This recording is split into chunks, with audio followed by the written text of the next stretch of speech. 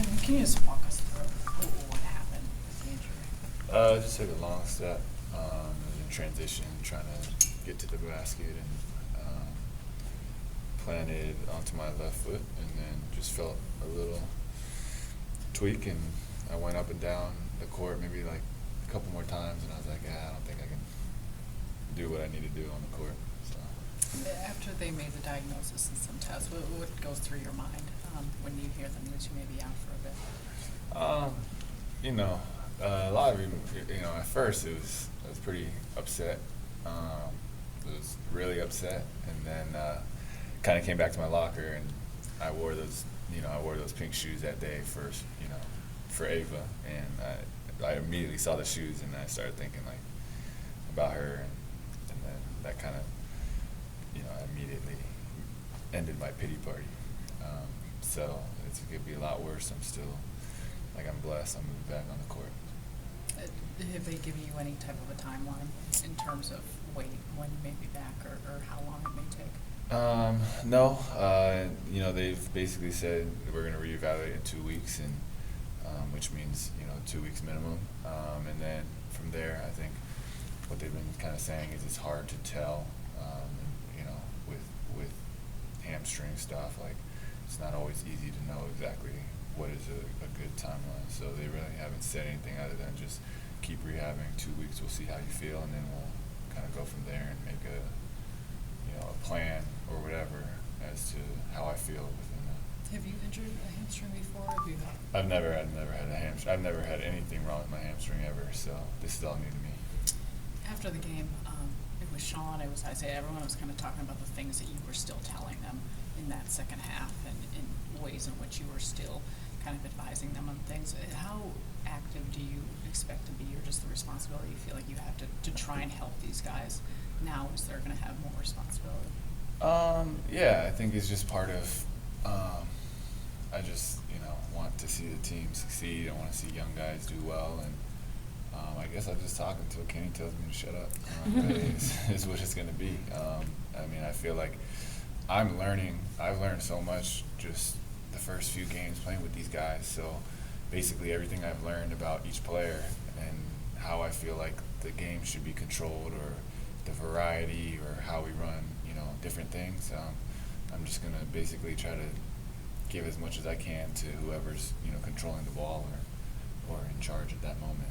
But I think it's important for veterans to always continue to talk. I think, we always say, like, players, there's always constant self-talk in every single athlete's mind throughout the game, and so sometimes it's important to hear a different opinion, or to hear someone who's kind of been through it, to see, hey, maybe think about it this way.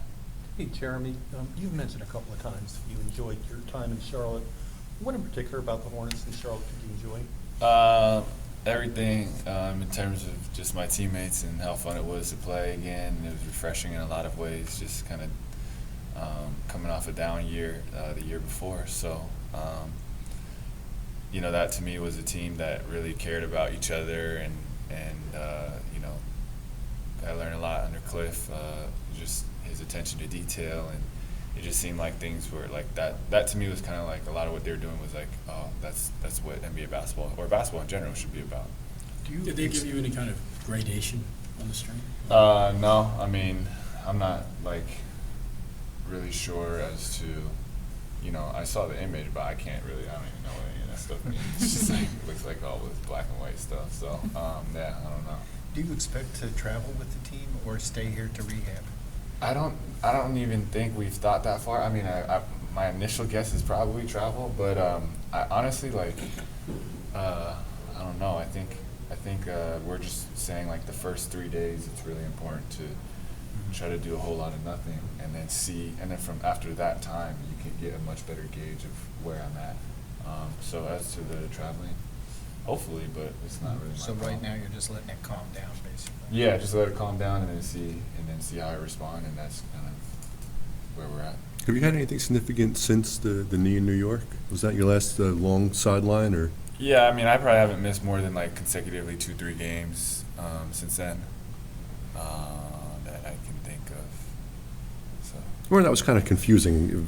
They made it sound at first like you could be back right away, and then it kept lingering? Was this the kind of thing where you want answers right away to make sure? You're talking about this injury or the? That time, with Oh. with the meniscus. Oh, yeah. Do you want to make sure you get the right answers right away so everyone kind of knows, particularly yourself, how long this really should be?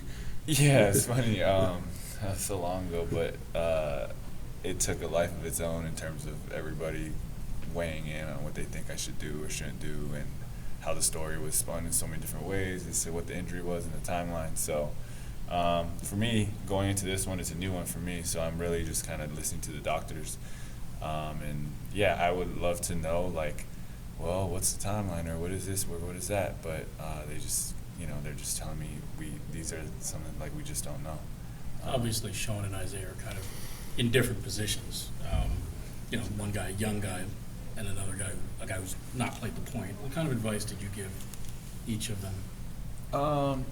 Yeah, they're really at different points. So with Isaiah, like you said, with Isaiah, I'm actually more just, I want him to be himself. What we're seeing right now, or we've seen little glimpses of who he is, but what we've seen for the most part isn't who he is. He's much more capable, and he's extremely talented. So getting him, or getting that out of him to be himself on the court is, what I would focus on more with Isaiah. And then with Sean, it's going to be a little bit more of, all right, you haven't played point guard, so how do you think like one, or how do you, like, now that you're basically in charge of everyone else on the floor, and so I talked to him a lot about tempo. I talked to him a lot about, what are the things that you do to make sure Brooke is being fed constantly at the same time. We're still staying in the motion offense, and we're doing other things. So how do you manage all of that? Is more what I've been saying to Sean. Sean said that he went to you in the second half or at some point of the last game, and he told you, I have no idea how you do this.